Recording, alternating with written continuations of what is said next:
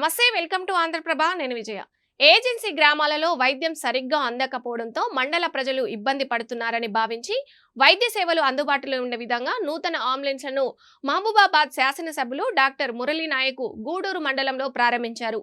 Agency మండల ప్రజల ఆరోగ్యం కోసం స్పందించి 2 అంబులెన్స్లను ఏర్పాటు చేసిన రాష్ట్ర వైద్య ఆరోగ్య శాఖ మంత్రి దామోదర రాజనరసింహకు ఎమ్మెల్యే కృతజ్ఞతలు తెలిపారు. మహబూబాబాద్ జిల్లా గూడూరు మండల ఏజెన్సీ గ్రామాలలో ప్రజలకు వైద్యం అందుబాటులో ఉండే విధంగా 108 అంబులెన్స్, గర్భిణీ స్త్రీలకు అందుబాటులో ఉండే విధంగా 102 అంబులెన్స్లను సామాజిక ఆరోగ్య కేంద్రాలలో మహబూబాబాద్ ఎమ్మెల్యే డాక్టర్ మురళీ నాయక్ నూతన అంబులెన్స్లను పచ్చజెండా ఊపి ప్రారంభించారు.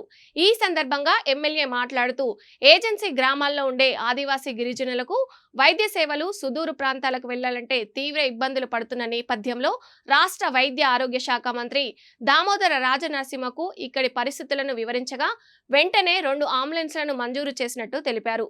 సీఎం రేవంత్ రెడ్డి ఆధ్వర్యంలో కాంగ్రెస్ పార్టీ అధికారంలోకి వచ్చిన వెంటనే ఇచ్చిన మాట తప్పకుండా అన్ని రకాల సేవలను అందించడంతో పాటు ప్రజలకు 24 గంటల వైద్యం అందించే విధంగా కృషి చేస్తున్నారని అన్నారు.